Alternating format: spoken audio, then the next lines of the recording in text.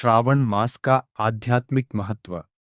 श्रावण अथवा सावन हिंदू पंचांग के अनुसार वर्ष का 5वां महीना पड़ता है। इसे वर्षा ऋतु का महीना या पावस ऋतु भी कहा जाता है, क्योंकि इस समय बहुत वर्षा होती है। इस माह में अनेक महत्वपूर्ण त्योहार मनाए जाते हैं, जिसमें हरियाली तीज, रक्षाबंधन, नागपंचमी।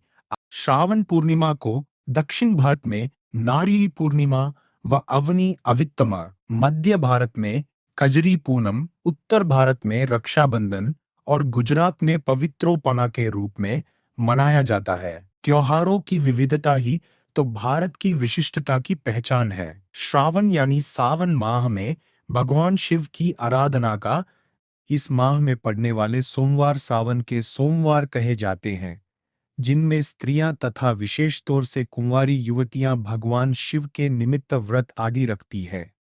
सावन माह की पौराणिक कथा। जब सनत कुमारों ने भगवान शिव से उन्हें सावन महीना प्रिय होने का कारण पूछा, तो भगवान भोलेनाथ ने बताया कि जब देवी सने अपने पिता दक्ष के घर में योग शक्ति से शरीर त्याग किया था, उससे देवी सती ने महादेव को हर जन्म में पति के रूप में पाने का प्रण किया। अपने दूसरे जन्म में देवी सती ने पार्वती के नाम से हिमाचल और रानी मैना के घर में पुत्री के रूप में जन्म लिया। पार्वती युवावस्था के सावन महीने में निराहार रहकर कठोर व्रत किया और शिव को प्रसन्न कर उनसे विवाह। एक अन्य कथा।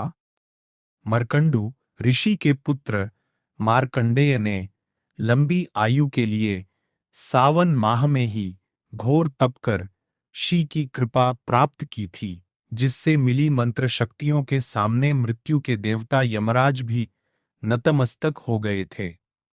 भगवान शिव को सावन का महीना प्रिय होने का अन्य कारण यह भी है कि भगवान शिव सावन के महीने में पृथ्वी पर अवतरित होकर अपनी ससुराल गए थे और वहां उनका स्वागत अर्घ्य और जलाभिषेक से किया गया था। माना जाता है कि प्रत्येक वर्ष सावन माह में भगवान शिव अपनी ससुराल आते हैं। भूलोक वासियों के लिए शिव कृपा पाने का यह उत्तम समय होता है। पौराणिक कथाओं में वर्णन आता है कि इसी सावन मास में समुद्र मंथन किया गया था। समुद्र मथने के बाद जो हलाहल विष निकला, उसे भगवान शंकर ने कंठ में समाहित कर सृष्टि की रक्षा की, लेकिन विषपान से महादेव का कंठ नीलवर्ण हो गया। इसी से उनका नाम। विष के प्रभाव को कम करने के लिए सभी देवी देवताओं ने उन्हें जल अर्पित किया, इसलिए शिवलिंग पर जल चढ़ाने का खास महत्व है। यही वजह है कि श्रावण मास में भोले को जल चढ़ाने से विशेष फल की प्राप्ति होती है। शिव पुराण में उल्लेख है कि भगवान शिव स्वयं ही जल है, इसलिए जल से उनकी अभिषेक के रूप में आराधना का उत्तमोत्तम फल है, जिसमें कोई संशय नहीं है।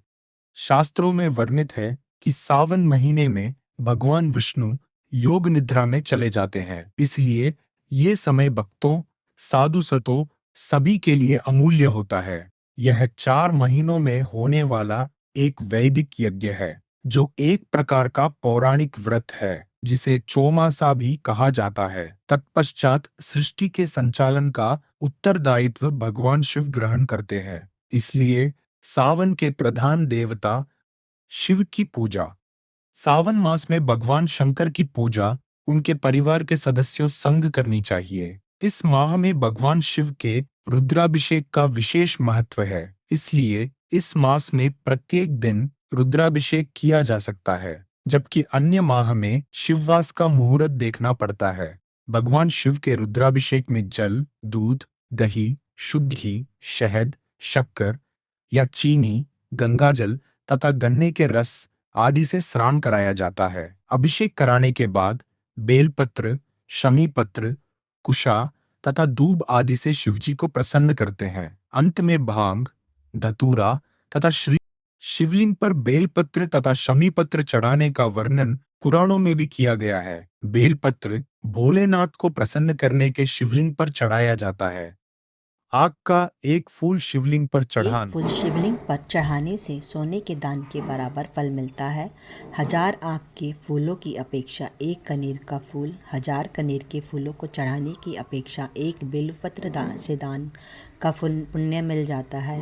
हजारों बिल्वपत्रों के बराबर एक द्रोण या गुमा फूल फलदायी होते हैं।